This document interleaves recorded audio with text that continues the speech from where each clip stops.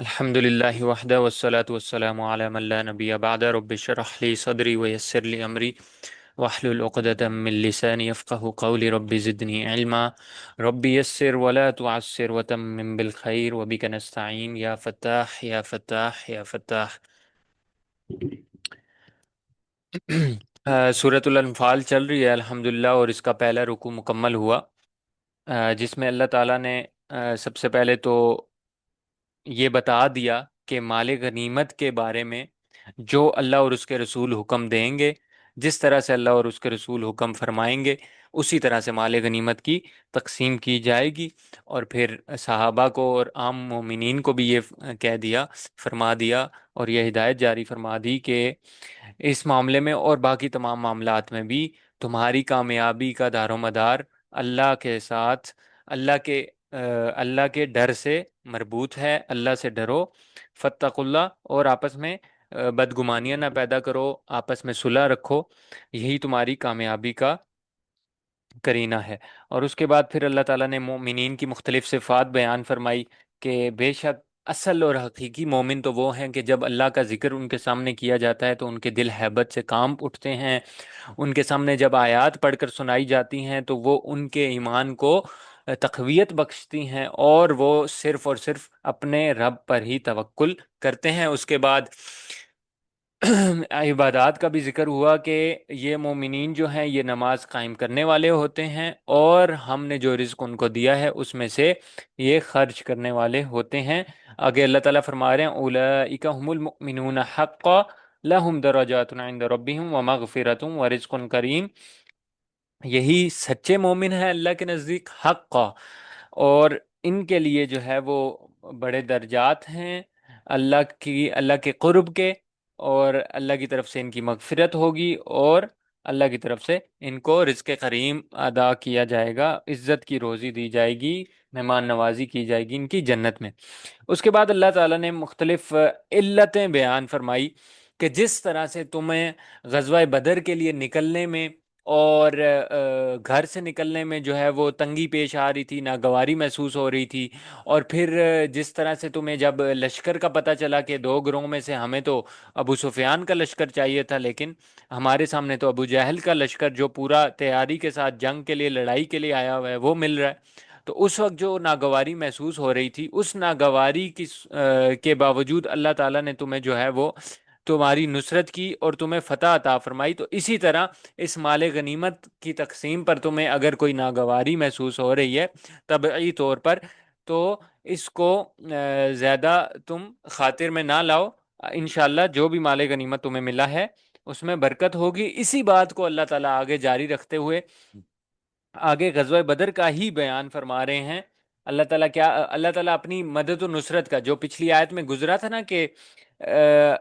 ہم نے بیان کیا تھا کہ کس طرح سے یہ کیسے ہو گیا کہ ایک چھوٹی سی 313 کی جماعت اپنے سے 3 گنا بڑی جماعت پر کس طرح سے غالب آ گئی۔ تو اللہ تعالیٰ نے فرمایا تھا کہ جب تم میرے سے مدد طلب کر رہے تھے، جب تم فریاد کر رہے تھے، تو میں نے تمہاری مدد کی فرشتوں کو بھیج کر، اور یہ تو محض تمہاری نصرت، تمہاری یعنی تسلی کے لیے تھا۔ آگے اللہ تعالیٰ اسی قصے کو جاری رکھتے ہوئے فرما رہے ہیں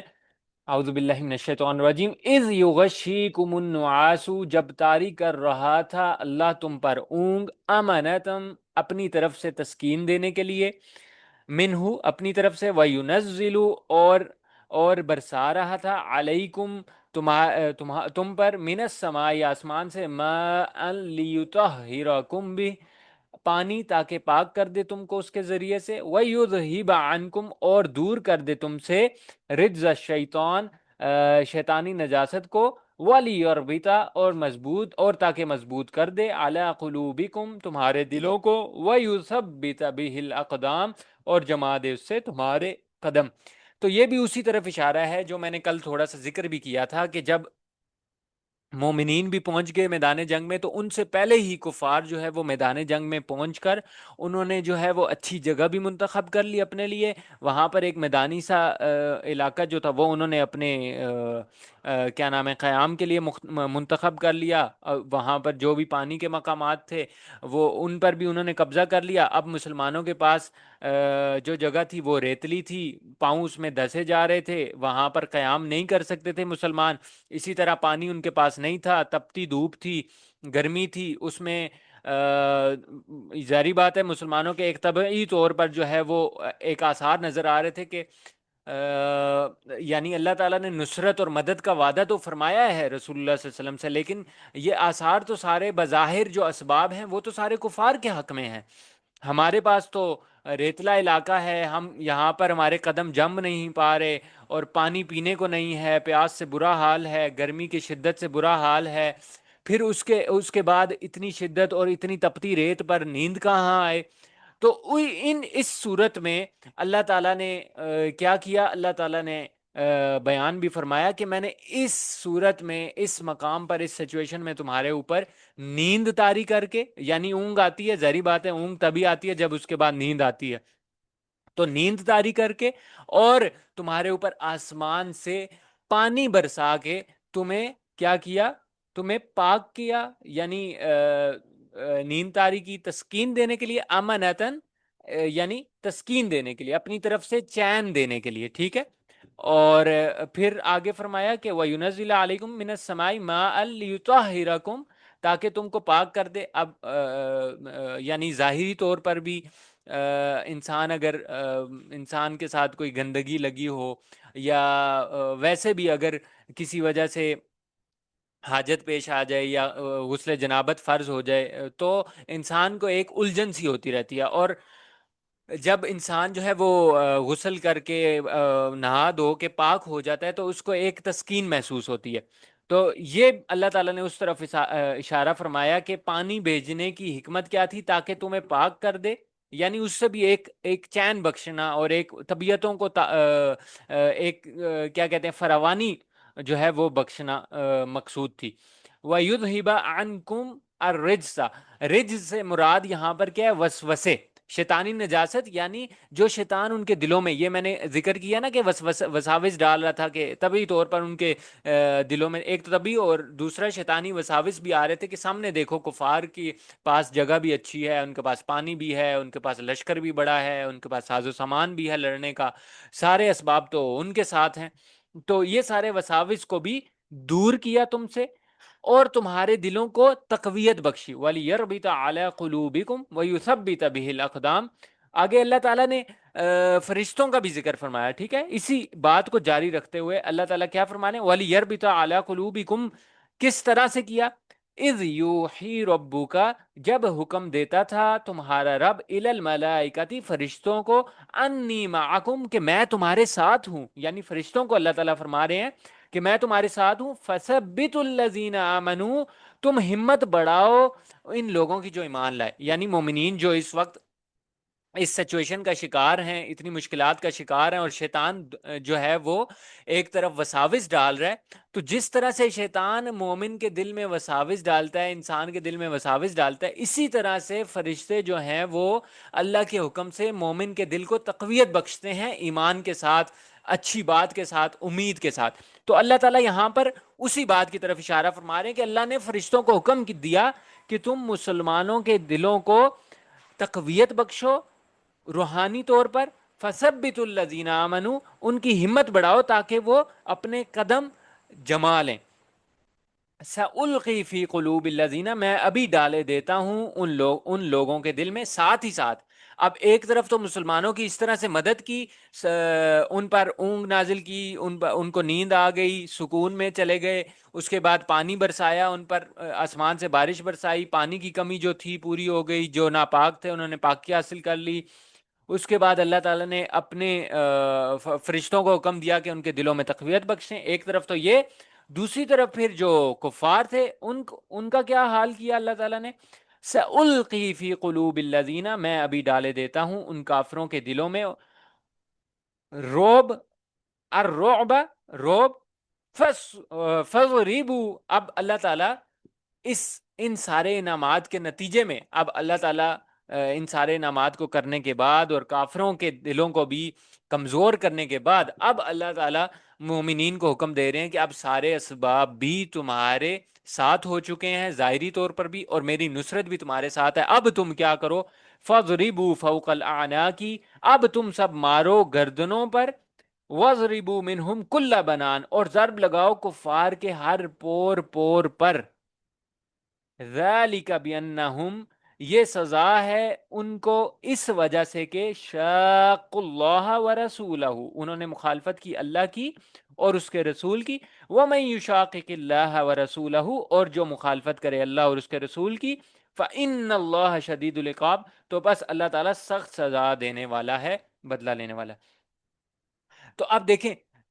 کفار کو کس طرح کہا، اللہ تعالیٰ نے کیا حکم دیا کہ تم سب ان کی گردنیں مار دو، ان کو ایسی ضرب لگاؤ کہ ان کی گردنیں اڑ جائیں، یا کم از کم ان کے پور پور جو ہیں وہ ہلا کے رکھ دو، توڑ کے رکھ دو، یعنی یا تو بالکل ہی مارے جائیں، یا تو وہ ان کے جوڑوں پہ ایسی ضربیں لگاؤ کہ وہ آئندہ لڑائی کرنے کے قابل نہ رہیں، اور یہ سزا ہے ان کی،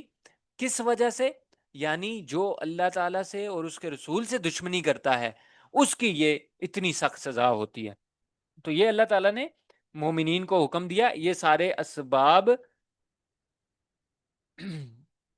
ان کے ان کے ساتھ کرنے کے بعد، اس کے بعد اللہ تعالیٰ فرما رہے ہیں عذاب کی طرف، یعنی کافرین سے اور کفار جو تھے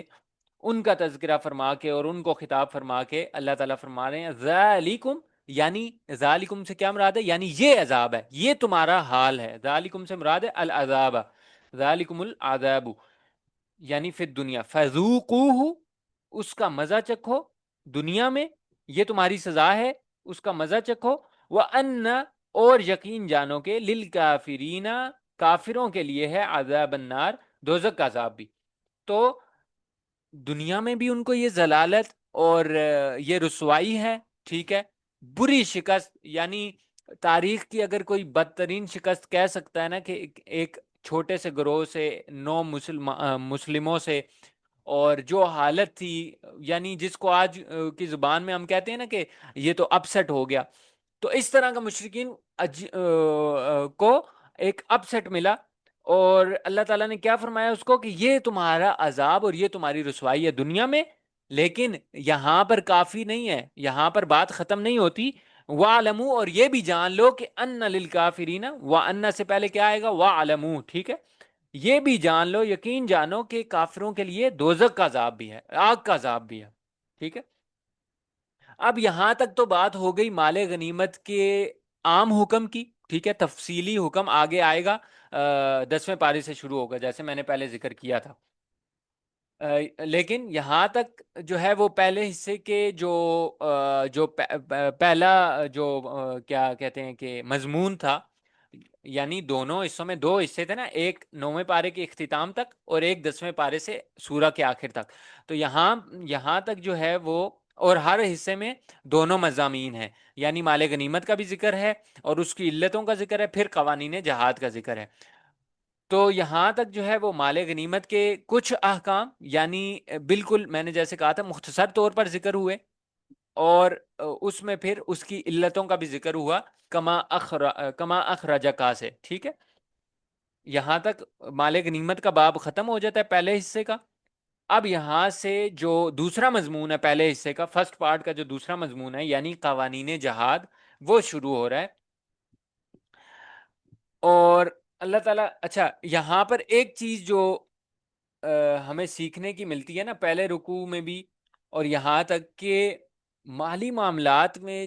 آج کل دیکھیں بہت سارے جھگڑے ہو رہے ہیں، ٹھیک ہے، کسی کی وراثت نہیں ہے، کوئی اپنی بہن کا حق مار کے بیٹھا ہوا ہے،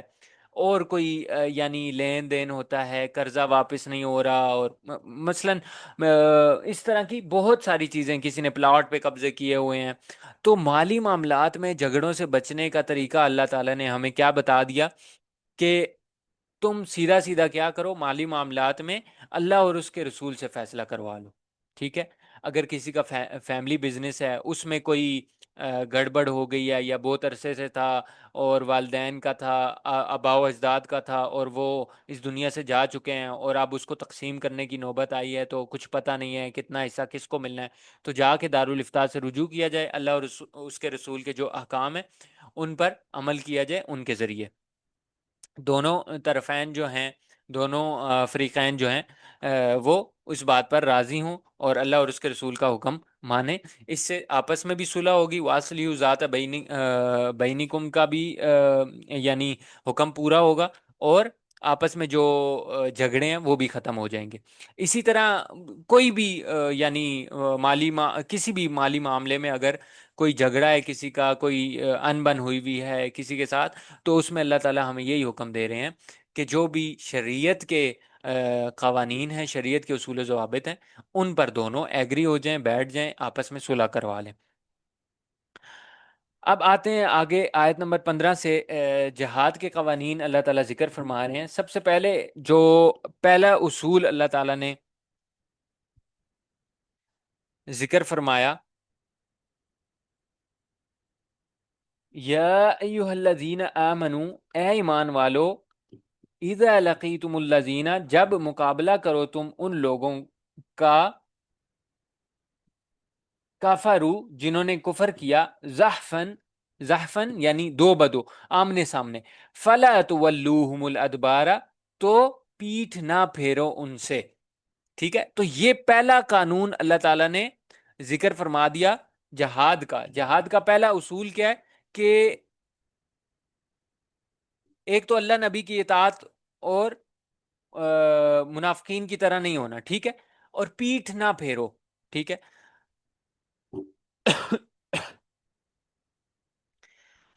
اب پیٹھ نہ پھیرنے کا جو ذکر ہے نا یہاں پر،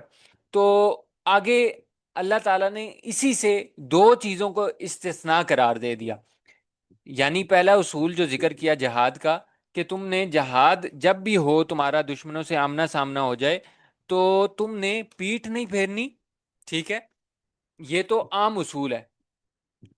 اور اس میں کون پیٹھ پھیر سکتا ہے، یا کیا ایسی صورت ہو سکتی ہے کہ جب ہم اس کا یعنی اس کو مستثنا قرار دے سکتے ہیں؟ تو آگے اللہ تعالیٰ فرما رہے ہیں وَمَن يُوَلِّهِمْ، اور جو شخص پھیرے گا، اچھا یہ تو ابھی، وَمَن يُوَلِّهِمْ، اور جو شخص پھیرے گا، يَوْمَئِذٍ، ان سے اس دن پیٹھ کو، دُبُورَهُ، اپنی پیٹھ، إِلَّا، اب یہاں سے کیا ہے، مستثنا بیان کر رہے ہیں، سوائے اس کے جو متحرفا لقتال، سوائے اس کے جو پینترا بدلنے والا ہو، او متحیزن، یا پناہ لینے کے لیے، الی فئۃ، اپنی جماعت کی طرف، تو وہ مستثنا ہے، ٹھیک ہے۔ فقد باء بغضب من اللہ، اب یہ اس کا تعلق کس کے ساتھ ہے؟ ومن یولہم یومئذ کے ساتھ، بیچ میں مستثنا آ گیا، ٹھیک ہے۔ یہ آیت یعنی میں سمجھنے کے لیے صرف اس کو دوبارہ پڑھ رہا ہوں، وَمَن يُوَلِّهِمْ يَوْمَئِذٍ فَقَدْ بَاءَ بِغَضَبٍ مِّنَ اللَّهِ وَمَأْوَاهُمْ جَهَنَّمْ، یعنی جو اس دن قتال سے پیٹ پھیرے گا تو وہ یقیناً اللہ کا غضب لے کر لوٹے گا، ٹھیک ہے۔ وَمَأْوَاهُمْ جَهَنَّمْ، اور اس کا ٹھکانہ دوزخ ہوگا، وَبِئْسَ الْمَصِيرُ، اور وہ بہت برا ٹھکانہ ہے۔ سوائے اس کے، پھر اللہ تعالیٰ نے یعنی بیچ میں مستثنا بیان فرمایا، إِلَّا مُتَحَرِّفًا لِقِتَالٍ، دو صورتوں میں اس کو مستثنا قرار دیا، الا یہ کہ کوئی پینترا بدلنے کے لیے یعنی چال تبدیل کرنے کے لیے وہ پیچھے لوٹے اور دوسرے طریقے سے حملہ کرنے کے لیے جا رہا ہو، یا پھر او متحیزا الی فئۃ، یا پھر اکیلا وہ رہ گیا، ٹھیک ہے، اس میں آگے دشمن کی فوج میں اکیلا رہ گیا لڑتے لڑتے، اور وہ واپس جا رہا ہو اپنے گروہ کے ساتھ ملنے کے لیے، تو ان دو صورتوں میں جو ہے وہ مستثنا ہے۔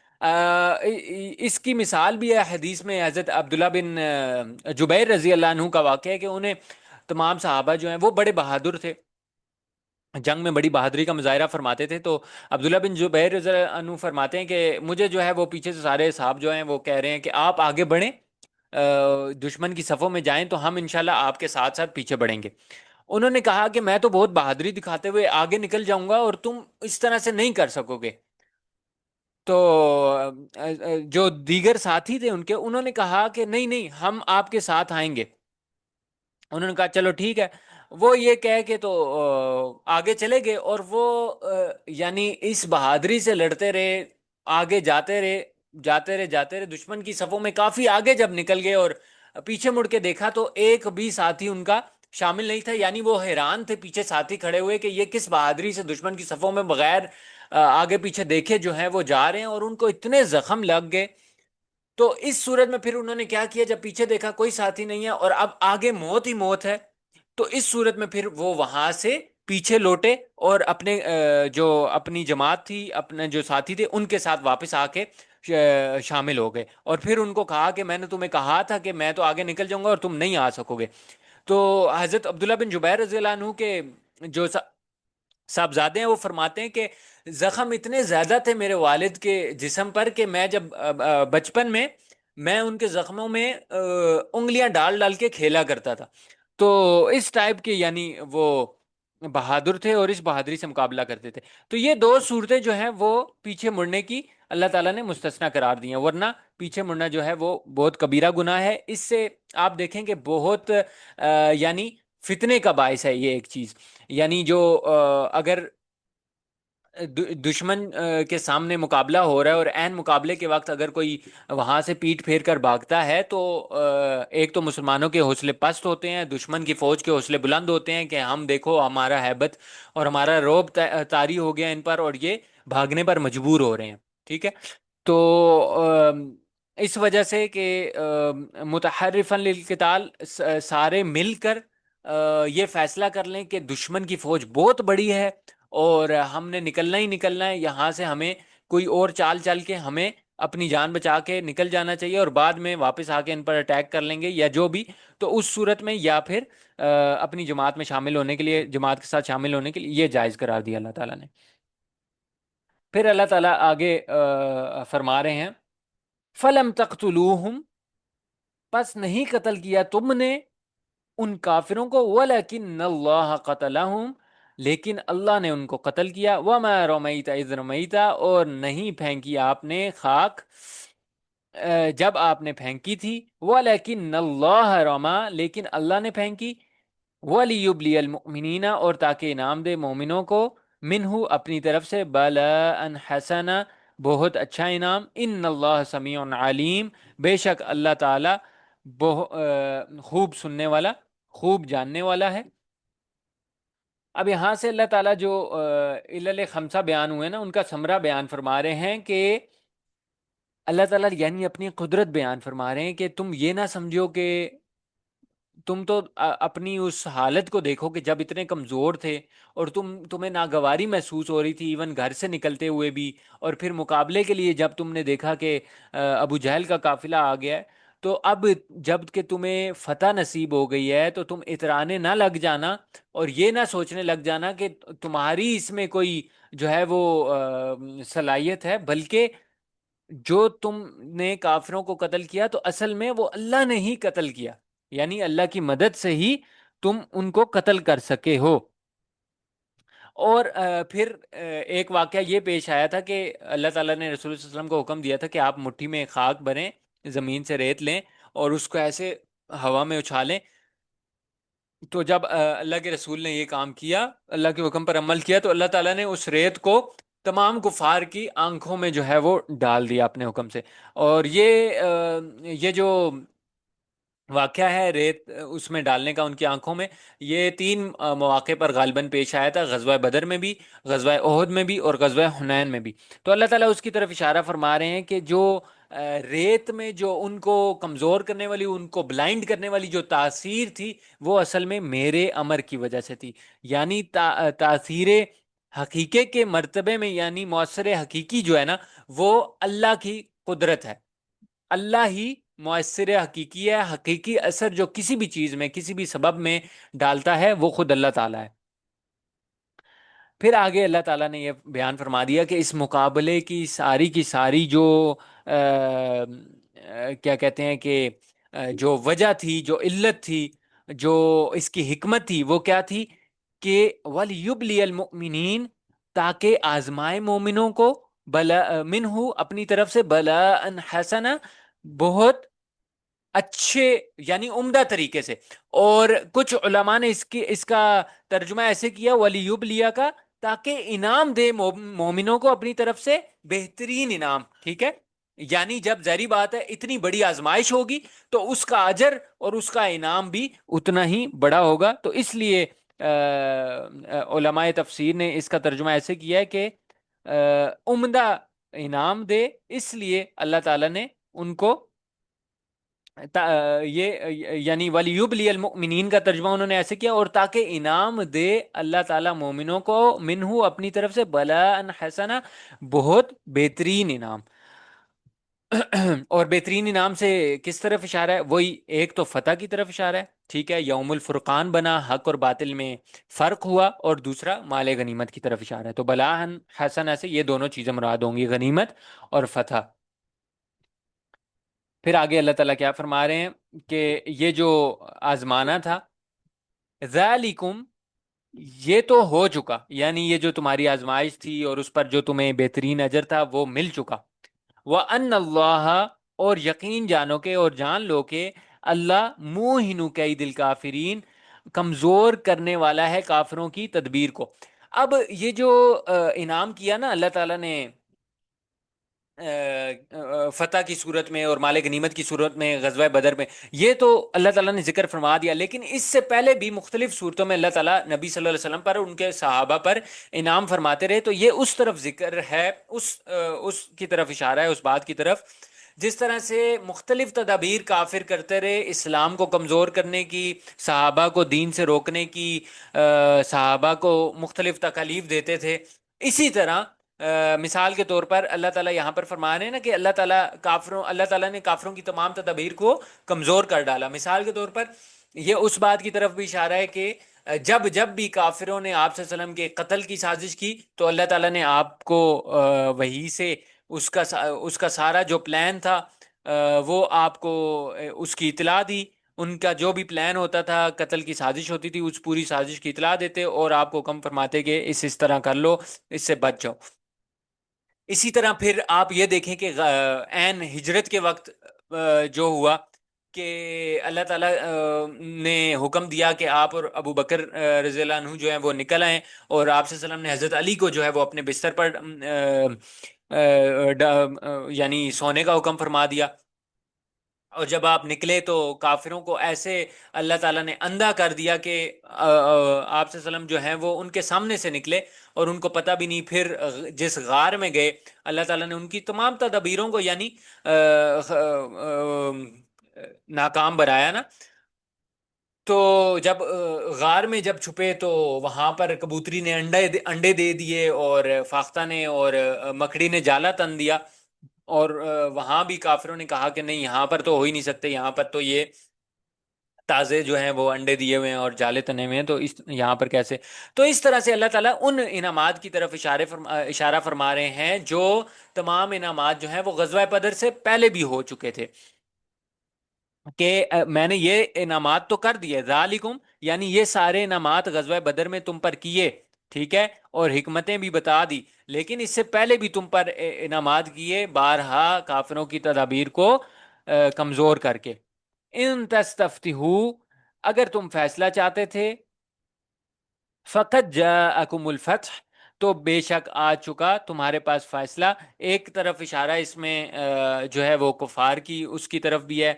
کہ میں نے پہلے بھی ذکر کیا تھا، کل بھی ذکر ہوا تھا پہلے رکوع میں، کہ ابو جہل نے ایون غزوہ بدر کے مقابلے سے پہلے غلاف کعبہ کو پکڑ کے اللہ سے دعا کی کہ اے اللہ آج حق اور باطل کو واضح کر دے بدر کے میدان میں.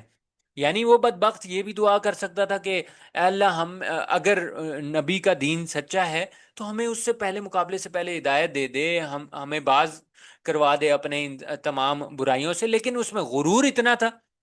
تکبر اتنا تھا کہ ہم ہی سچے ہیں، ہم ہی صحیح راستے پر ہیں، ہم ہی ہدایت پر ہیں. اور اس نے کہا کہ آج جو ہے حق اور باطل کو واضح کر دے اور جو بھی باطل ہے اس کو رسوا کر دے. تو اللہ تعالیٰ نے اس طرف بھی اشارہ فرما دیا کہ جب تم فیصلہ چاہتے تھے تو آ گیا فیصلہ. اور مسلمانوں کو یہ بھی کہہ دیا ساتھ ہی فقط جاءکم الفتح، تمہارے پاس فتح بھی آ گئی، تمہارے پاس فیصلہ آ گیا. فتح سے مراد فیصلہ بھی ہو سکتا ہے، اور مسلمانوں کو اگر خطاب کریں گے تو اس سے مراد یہی غزوہ بدر کی فتح ہوگی. ہاں آگے اللہ تعالیٰ پھر یعنی کفار کو خطاب چونکہ فرما رہے ہیں، ہم نے یہی کہا یہاں پہ، تو آگے اللہ تعالیٰ انہی کفار کو کہہ رہے ہیں کہ اب غزوہ بدر میں جو تمہارا حال ہو چکا ہے، اس کے باوجود بھی، اس کے باوجود بھی اگر تم وَإِن تَنْتَهُوا، اور اگر تم باز آ جاؤ، فَهُوَ خَيْرٌ لَكُمْ، تو یہ بہتر ہوگا تمہارے لیے. وَإِن تَعُودُوا نَعُودْ، اور اگر تم لوٹے تو ہم بھی لوٹیں گے. وَلَن تُغْنِيَ عَنْكُمْ، اور ہرگز کام نہیں آئے گی، فِئَتُكُمْ تمہاری جماعت، شَيْئًا کچھ بھی، وَلَوْ كَثُرَتْ اگرچہ وہ زیادہ ہو، وَأَنَّ اللَّهَ مَعَ الْمُؤْمِنِينَ، اور یہ یقین جان لو، اور یہ جان لو کہ بے شک اللہ تعالیٰ ایمان والوں کے ساتھ ہے. تو اللہ تعالیٰ ان کو ابھی بھی یہ پیغام دے رہے ہیں کہ اب دیکھو حق اور باطل واضح ہو چکا ہے، اب تمہارے اوپر حجت بھی تام ہو چکی ہے کہ اصل حق جو ہے وہ اسلام ہے، دین برحق جو ہے وہ اسلام ہے، اسلام کی حقانیت واضح ہو چکی ہے. اور اللہ تعالیٰ اتنی مہربانی فرما رہے ہیں، اتنے رحمان الرحیم ہے کہ اب بھی اگر تم ان سارے اعمال کے باوجود، اتنے سال نبی کو تڑپانے کے باوجود، اتنے سال ہماری آیات کو جھٹلانے کے باوجود، اب بھی اگر تم واپس لوٹ آتے ہو اپنے تمام چیزوں سے، برائیوں سے توبہ کر لیتے ہو، تو فَهُوَ خَيْرٌ لَكُمْ، یہ تمہارے لیے بہتر ہے. لیکن دوسری طرف یہ بھی فرما دیا کہ اگر تم دوبارہ ایسا ہی کرو گے، اگر تم دوبارہ یہ کام کرتے رہو گے، اپنی ضد پر، اپنے عناد پر ڈٹے رہو گے، دشمنی پر ڈٹے رہو گے، تو پھر نعود، ہم بھی لوٹیں گے، ہم بھی تمہیں اسی طرح رسوا کرتے رہیں گے. اور پھر تو یہ تمہارا چاہے کوئی اسی طرح جیسے غزوہ بدر میں پیش آئے تمہارے ساتھ، چاہے تمہارا جو ہے وہ گروہ کتنا ہی بڑا ہو، تمہارے پاس کتنا ہی ساز و سامان ہو، ظاہری طور پر کتنے ہی اسباب ہوں، اصل مدد جو ہے وہ مومنین کے ساتھ ہوگی جب تک وہ سچے طور پر اللہ کے حکم کی بجا آوری کرتے رہیں گے. اب یہ تو ہو گیا پہلا اصول قوانین جہاد کا، کہ تم نے پیٹھ نہیں پھیرنی جب بھی جہاد کا موقع آئے، دشمنوں سے مقابلے کا موقع ہے. دوسرا قانون جہاد اللہ تعالیٰ نے آیت نمبر 20 میں ارشاد فرمایا، یا ایھا الذین آمنو، اے ایمان والو، اطیعوا اللہ ورسولہ، اللہ اور اس کے رسول کی پیروی کرو، ولا تولوا عنہ، اور نہ منہ موڑو اس سے، وانتم تسمعون، حالانکہ تم سنتے ہو.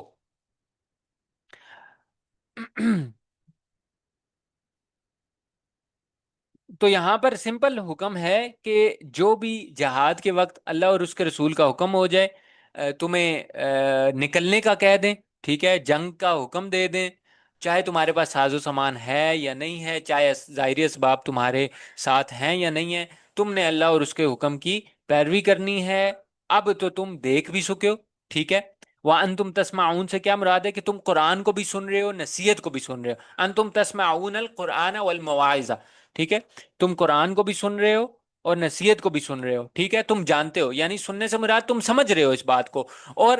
حق اور باطل بھی واضح ہو چکا ہے. اب تو تمہارے ایمان کو عین الیقین کا درجہ مل چکا ہے، تم نے اپنی آنکھوں سے دیکھ لیا ہے کہ اللہ تعالیٰ مومنین کے ساتھ ہوتا ہے، اسلام برحق ہے. تو اب تم اللہ کی اور اس کے رسول کی اطاعت پر قائم رہنا، اور اس سے پیٹھ نہ پھرنا، اس سے یعنی اس کی اطاعت سے منہ نہ موڑنا. وَلَا تَكُونُوا، اور نہ ہو جاؤ، كَالَّذِينَ، ان لوگوں کی طرح، قالوا، جنہوں نے کہا سمعنا، کہ ہم نے سن لیا، وَهُمْ لَا يَسْمَعُونَ، اور حقیقت میں وہ نہیں سنتے. كَالَّذِينَ سے کون لوگ مراد ہیں؟ کفار اور منافقین. یعنی حقیقت میں نہ سننے سے یہی مراد ہے نا کہ ظاہری کانوں سے تو سنتے ہیں، ٹھیک ہے. آگے اللہ تعالیٰ ان کو شر الدواب بھی فرما رہے ہیں کہ وہ بے شک شر الدواب، تمام جانداروں میں بدترین، عند اللہ، اللہ کے نزدیک، السم، وہ بہرے، البکم، وہ گونگے ہیں، الذین، وہ لوگ ہیں، لا یعقلون، جو عقل سے کام نہیں لیتے. ٹھیک ہے. تو اللہ تعالیٰ کس بات کی طرف اشارہ فرما رہے ہیں کہ دیکھیں، سماعت تو ظاہری ان کے پاس تھی، ٹھیک ہے، اور سمجھ بھی ظاہری، عقل بھی تھی، بصارت بھی تھی، ٹھیک ہے، اور حق گوئی کرنے کے لیے زبان بھی تھی، بولنے کے لیے زبان بھی تھی، ٹھیک ہے. لیکن اللہ تعالیٰ نے کیا فرمایا کہ وہ بدترین جانور ہیں، یعنی جو جانور ہوتے ہیں نا، وہ بھی سن کر، ٹھیک ہے، آواز سنیں گے، مثال کے طور پر کسی کا پیٹ، پالتو جانور ہے، گدھا ہے، گھوڑا ہے، کتا ہے، کچھ بھی ہے، تو وہ بھی آواز پہ ٹرین ہوتا ہے اور اس کا جواب دیتا ہے، اور اس کے مطابق جو ہے اپنے مالک کے مطابق اس کے حکم پر عمل کرتا ہے، ٹھیک ہے۔ تو اللہ تعالیٰ نے کہا کہ یہ جانوروں میں بدترین جانور ہے اللہ کے نزدیک، کہ جو سننے کے باوجود کیا ہیں، بہرے ہیں، اور جو زبان کی طاقت رکھنے کے باوجود، بولنے کی طاقت رکھنے کے باوجود گونگے ہیں۔ یعنی بہرے، بہرے سے کیا مراد ہے کہ حق کی بات کو سنتے ہیں لیکن اس کو ویلیو نہیں دیتے، اس کو جٹلا دیتے ہیں۔ اسی طرح جب حق گوئی کی بات آتی ہے، حق بیان کرنے کی بات آتی ہے، تو اس سے منہ میں پھیر لیتے ہیں۔ تو ان کو اللہ تعالیٰ نے کیا کہا، السم، یعنی بہرے ہیں عن الحق کی، ٹھیک ہے، حق بیان کر، حق سننے سے، سمجھنے سے، البکم عن النطق بھی، حق کو بیان کرنے سے، ٹھیک ہے، اور عقل سے کام نہیں لیتے، یعنی یہی بات ہے کہ عقل سے اس کو سمجھتے نہیں ہیں، یا عقل کو صحیح طور پر استعمال نہیں کرتے۔ عقل تو ان کے پاس ہے بظاہر، ٹھیک ہے، وہ ان باتوں کو سمجھ بھی رہے ہیں لیکن اس کو صحیح راستے پر، ہدایت پر چلنے کے لیے استعمال نہیں کر لے۔ وَلَوْ، اور اگر جانتا، علم اللہ، اللہ ان میں، فیہم ان میں، خیرن کوئی خیر، لَأَسْمَعَهُمْ تو ضرور سنا دیتا ان کو۔ وَلَوْ أَسْمَعَهُمْ، اور اگر اب سنائے اللہ ان کو، لَتَوَلَّوْا تو ضرور بھاگ جائیں گے، وَهُمْ مُعْرِضُونَ بے رخی کرتے ہوئے۔ یعنی اللہ تعالیٰ ان لوگوں کی روش بیان فرما رہے ہیں، بارہا اللہ تعالیٰ نے یہ روش جو ہے وہ ان لوگوں کی بیان فرمائی ہے قرآن پاک میں، کہ یہ ایسے لوگ ہیں کہ خیرن،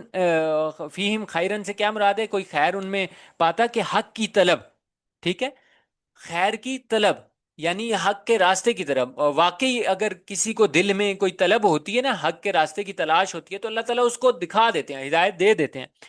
کہ اللہ تعالیٰ یہاں پر یہی فرما رہے ہیں کہ اگر ان میں کوئی حق کی طلب ہوتی تو ضرور ان کو سنا دیتا اللہ تعالیٰ، یعنی ان کے لیے یہ سننا باعث سے فائدہ بن جاتا، ٹھیک ہے۔ لیکن اللہ تعالیٰ نے کیا فرمایا، ختم اللہ علی قلوبہم، ان کے دلوں پر مہر لگ چکی ہے، ان کو حق اور باطل کا فرق ہی محسوس نہیں ہو رہا، فی طغیانہم یعمہون، وہ اپنی گمراہیوں میں کھوتے چلے جا رہے ہیں، ڈوبے ہوئے ہیں۔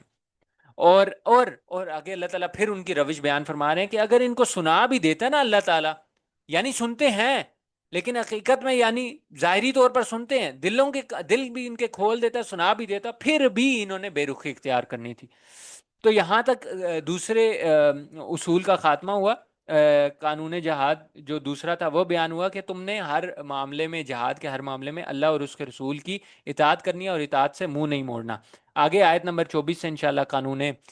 جہاد کا جو تیسرا قانون ہے وہ بیان ہو رہا ہے، انشاءاللہ اس کو کل کنٹینیو کریں گے۔ سبحانک اللہم و بحمدک، ونشہد ان لا الہ الا انت، نستغفرک ونتوب الیک۔